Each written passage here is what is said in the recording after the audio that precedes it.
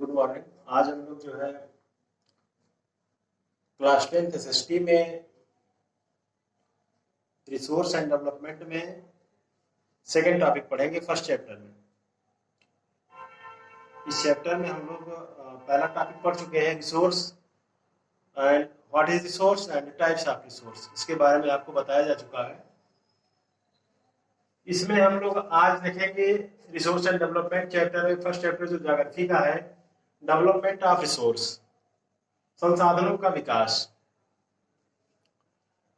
और इसी के अंतर्गत हमारा दो महत्वपूर्ण टॉपिक है, सस्टेनेबल डेवलपमेंट जिसे हम हिंदी में सतत पोषणीय विकास कहते हैं, और दूसरा है Rio de Janeiro Earth Summit 1992 और इसी से रिलेटेड है Rio de Janeiro Earth summit से एजेंडा 21।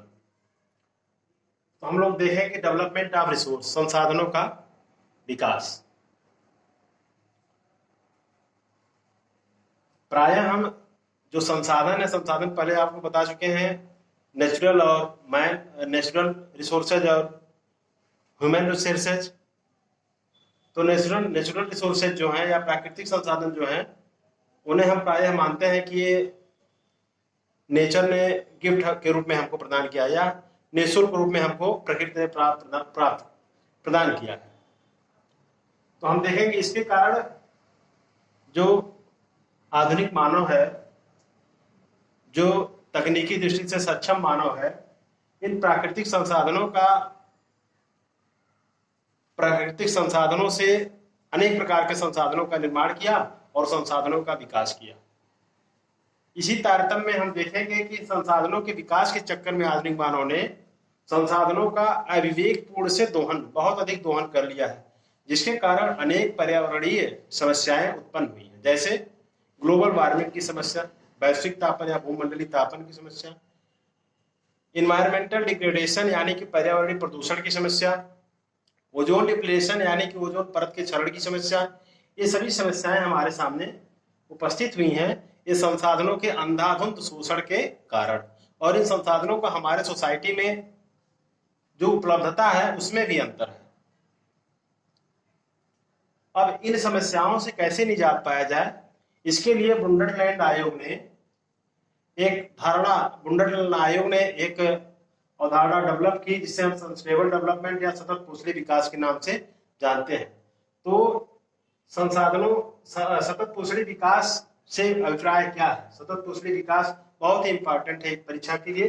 सतत पोषणीय विकास से आप क्या तात्पर्य, तो आप देखेंगे development should take place without damaging the environment and development in the present should not compromise with the needs of the future generations। तो आप देखेंगे सतत पोषणीय विकास का अभिप्राय है कि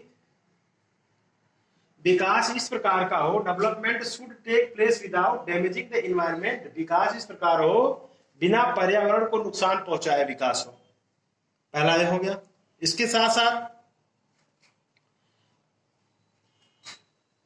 environment and development in the present should not compromise with the needs of the future generation।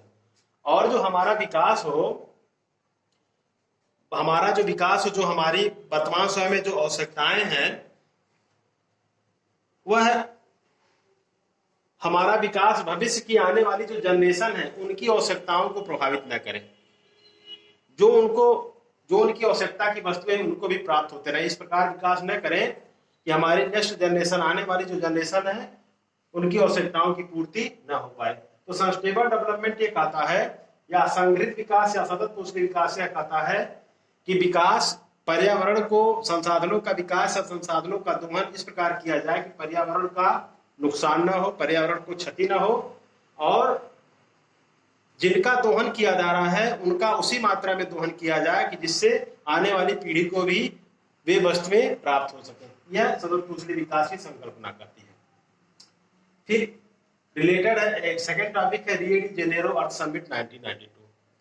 Rio de Janeiro Brazil का एक शहर है जिसमें 1992 में प्रथम पृथ्वी सम्मेलन हुआ। ये पृथ्वी सम्मेलन जो हुआ, इसके कारण क्या थे?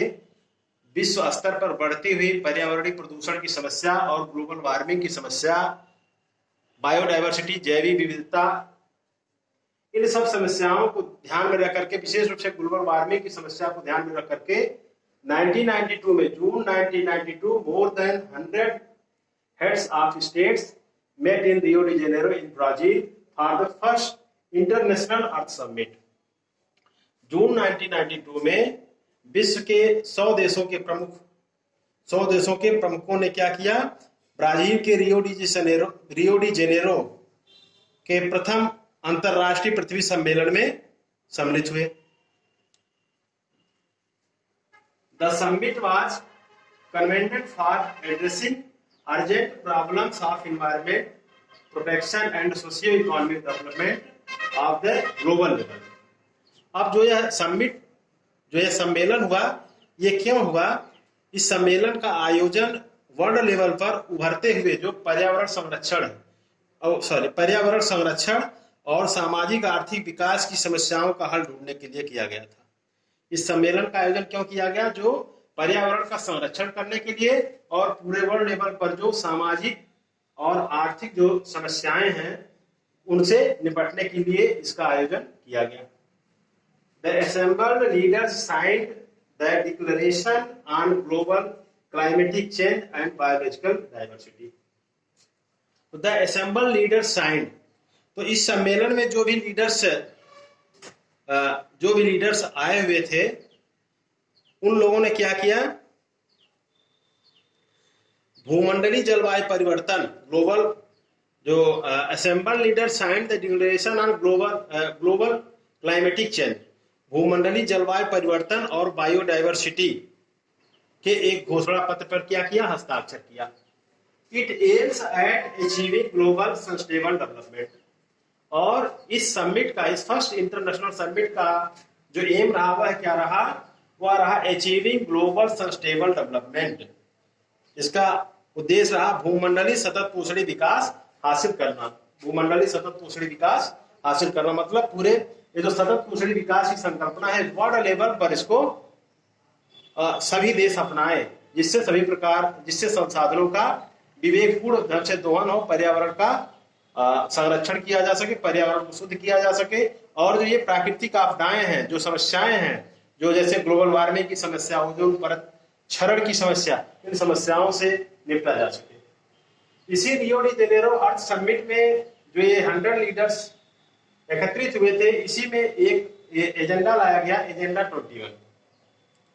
एजेंडा 21 लाया गया कि जितने भी राष्ट्र हैं वो अपने अपने देश में लोकल लेवल पर, स्थानीय स्तर पर अपना एजेंडा बनाएंगे। इस एजेंडे में पर्यावरण के क्षरण को रोकने के लिए सतत पोषणी विकास की संकल्पना, सतत पोषणी विकास की संकल्पना जो थी, उस संकल्पना को साकार करने के लिए एजेंडा 21 में 21 बिंदु बनाए गए, जिसको इस अर्थ समिट में जितने कंट्री थे वर्ल्ड लेवल के सभी ने अपने अपने यहाँ उसको अपनाया।